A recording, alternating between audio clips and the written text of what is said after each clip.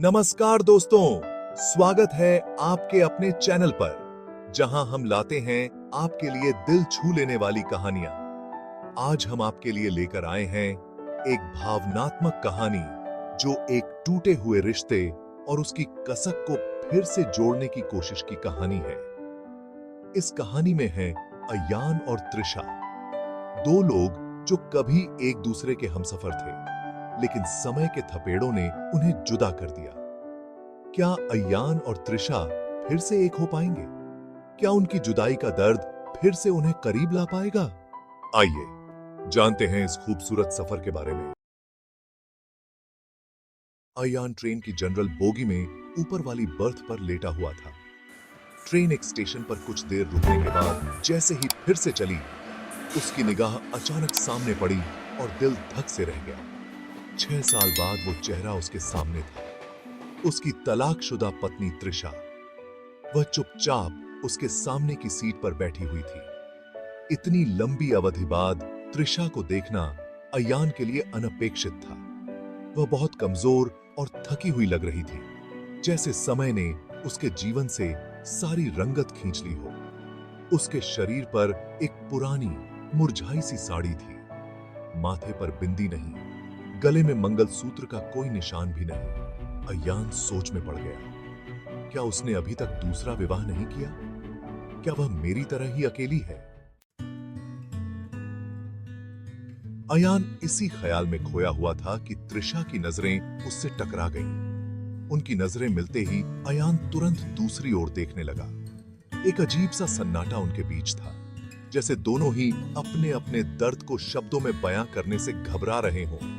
थोड़ी देर बाद अयान अपनी जगह से उतर आया और त्रिशा के पास बैठे लड़के से विनम्रता से कहा कि वह ऊपर की सीट पर चला जाए। लड़के ने तुरंत सहमति दे दी। अयान त्रिशा के पास बैठ गया और हौले से कहा, त्रिशा, कैसी हो? त्रिशा ने बिना नजरें मिलाए खिड़की की ओर देखते हुए कहा, मैं ठीक हूं। और तुम? ठीक हूं, अयान ने हल्की मुस्कुराहट के साथ कहा। त्योहार के दिनों में रिजर्वेशन नहीं मिला, इसीलिए जनरल बोगी में आना पड़ा। पर तुम कहां जा रही हो? त्रिशा ने जवाब दिया, कानपुर जा रही हूं। मां वहीं बड़े भाई के पास है, बीमार है, उनसे मिलने जा रही हूं। बातचीत के बाद एक लंबी खामोशी दोनों के बीच छा गई। फिर अयान ने संकोच के साथ पूछा, एक बात पूछूं? त्रिशा ने हल्की सी आंखों से इशारा किया, पूछो। अयान ने हल्के स्वर में पूछा, तुमने शादी क्यों नहीं की? त्रिशा कुछ देर चुप रही, फिर धीरे से बोली, तुमने की? अयान ने सिर हिलाते हुए जवाब दिया, नहीं। फिर दोनों चुप हो गए, मानो उनकी खामोशी में बीते हुए दिनों की सिसकियां गूंज रही हों। इतने में एक कुल्फी बेचने वाला आया। अयान ने मुस्कुराते हुए कहा, खाओगी? त्रिशा ने हल्के से ना में सिर हिलाया। अयान ने हंसते हुए फिर कहा, अरे खा लो ना, तुम्हारी सबसे बड़ी कमजोरी तो कुल्फी ही है, ये तो मैं जानता हूं। त्रिशा की हल्की मुस्कुराहट में एक अजीब सी कशिश थी। उसकी आंखों में आंसू थे, पर वो उन्हें रोक रही थी। अयान समझ गया कि वह वही त्रिशा है जिसे वह जानता था, जो आंसुओं को रोकते हुए ऐसे ही मुस्कुराती थी। वह दूसरी ओर देखने लगा और इस बीच त्रिशा ने धीरे से अपने आंसू पोंछ लिए। थोड़ी सहज होकर त्रिशा बोली, एक शर्त पर खाऊंगी। अयान ने पूछा, क्या शर्त है? त्रिशा ने हल्की मुस्कान के साथ कहा, पैसे मैं दूंगी। अयान ने कोई प्रतिवाद नहीं किया। त्रिशा ने 2 कुल्फियां लीं और एक उसे देते हुए बोली, अब मैं भी कमाने लगी हूं। एक प्राइवेट स्कूल में पढ़ाती हूं, महीने के 10,000 मिलते हैं। कुल्फी खाते हुए अयान बोला, तलाक के वक्त कोर्ट ने तुम्हें 30 लाख रुपए देने का आदेश दिया था। अगर वो ले लेती तो तुम्हारा खुद का स्कूल होता, पर तुम्हारी तो स्वाभिमान की सीमा नहीं है। बिना पैसे के आजकल बहुत मुश्किलें होती हैं। त्रिशा ने हंसते हुए कहा, अगर मैं वो पैसे ले लेती तो खुद को कैसे समझाती? रोज मेरा ज़मीर मुझे कचोटता कि जिससे दूर हुई उसी की मदद से जी रही हूं। अयान धीरे से बोला, तुम बहुत अच्छी हो, बहुत मासूम। तुम्हारी कदर मुझे तलाक के बाद हुई। तुम यकीन नहीं करोगी, मैंने खुद को बदल लिया है। अब नशा करना छोड़ दिया, गुस्सा नहीं आता और किसी को नीचा दिखाने का शौक भी खत्म हो गया है। त्रिशा उदास होकर बोली, अब क्या फायदा? जब मैं मना करती थी तब आपने मेरी बात नहीं सुनी। आपके कारण मेरा 2 बार गर्भपात हुआ, वरना आज मेरे भी 2 बच्चे होते, एक 8 साल का और दूसरा 6 साल का। कहते कहते त्रिशा रो पड़ी। बच्चों का जिक्र सुन अयान की आंखें भी भर आईं, लेकिन उसने अपने आंसुओं को रोक लिया। वह बोला, कभी कभी लगता है कि मैं बहुत बुरा आदमी हूं। मैंने रिश्तों की कदर नहीं की और अब उसी की सजा भुगत रहा हूं। आज बिल्कुल अकेला हूं, मां भी नहीं रही। मां का जिक्र सुनकर त्रिशा दुखी हो गई। उसने पूछा, मां को क्या हुआ? अयान की आवाज में दर्द था। वो तुम्हें हर दिन याद करती थी, हमेशा कहती थी कि बहू को वापस घर ले आओ, लेकिन मैं उन्हें कैसे समझाता कि तलाक के बाद बहुएं वापस नहीं आती। उनके बीच खामोशी छा गई।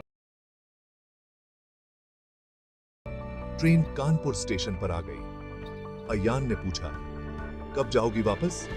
त्रिशा बोली, आज रात यहां रुकूंगी, सुबह की ट्रेन से जाऊंगी। अयान ने कहा, किस ट्रेन से? त्रिशा ने कहा, जो भी टिकट मिल जाए, हम गरीब लोग हैं, रिजर्वेशन नहीं करवा पाते।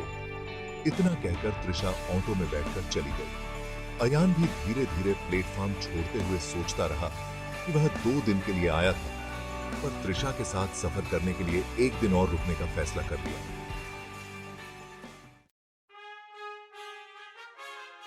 अगली सुबह अयान स्टेशन पर 9 बजे से पहले ही पहुंच गया। त्रिशा करीब 10 बजे आई। उसे देखकर हल्के से मुस्कुराते हुए बोली, तुम अभी भी यहीं हो? मैंने सोचा तुम चले गए होंगे। अयान ने मुस्कुराते हुए कहा, तुम्हारा टिकट भी ले आया हूं, और हां, इस बार तुम पैसे मत देना, इसे रख लो। दोनों ने फिर से कुल्फी खाई और एक बार फिर ट्रेन का इंतजार करने लगे। ट्रेन आने पर दोनों ने जनरल डिब्बे में बैठकर एक बार फिर से सफर शुरू किया। ट्रेन के ठंडी हवा में त्रिशा के ललाट पर लटें उड़ रही थीं और उसकी साड़ी में हल्का सा ताजगी का एहसास था। त्रिशा ने चुप्पी तोड़ते हुए कहा, क्या हुआ? कुछ बोलोगे नहीं? अयान धीरे से बोला, मुझे दोस्ती नहीं चाहिए। त्रिशा का चेहरा आश्चर्य से भर गया। उसने पूछा, तो फिर क्यों मेरे साथ सफर करने के लिए इतने उतावले थे? अयान की आंखों में एक नई चमक थी। उसने कहा, मुझे तुम चाहिए, सिर्फ तुम, जन्मों जन्मों के लिए, हंसने के लिए, रोने के लिए, हमेशा के लिए। इतनी जल्दी में अपनी सारी बातें कहकर अयान रुक गया। त्रिशा ने उसे बस देखा। उसने उसके दोनों हाथों को पकड़ते हुए कहा, मुझे माफ कर दो त्रिशा, मैं तुम्हें फिर से दुख नहीं दूंगा, बस मेरे पास लौट आओ। त्रिशा ने थोड़ा आगे झुककर कहा, इधर देखो। अयान ने देखा कि त्रिशा की मांग भरी हुई थी।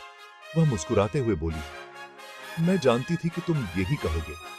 कल ही मैंने यह फैसला कर लिया था कि अब मुझे अकेले नहीं चलना। मेरा हमसफर लौट आया है। यह सुनते ही अयान के चेहरे पर सुकून की लहर दौड़ गई। त्रिशा ने अपना सिर उसके कंधे पर रख दिया और ट्रेन में बैठे सभी यात्रियों की परवाह किए बिना वो दोनों अपनी जिंदगी की नई शुरुआत में खो गए। उनकी मंजिल बदल चुकी थी। तो दोस्तों, कैसी लगी आपको अयान और त्रिशा की यह भावुक कहानी? क्या इस कहानी ने भी आपको कुछ यादें ताजा कर दी? कभी कभी जिंदगी हमें ऐसे मोड़ पर लाकर खड़ा कर देती है जहां हमारे फैसले हमें बाद में पछताने पर मजबूर कर देते हैं, लेकिन प्यार की ताकत हमेशा इंसान को सुधारने और जोड़ने का मौका देती है। अगर आपको यह कहानी पसंद आई हो तो इसे लाइक और शेयर करें और हमारे चैनल को सब्सक्राइब करना न भूलें, ताकि ऐसी ही और दिल को छूने वाली कहानियां हम आपके लिए लाते रहें। अपनी राय हमें कमेंट्स में जरूर बताएं। मिलते हैं अगली कहानी के साथ।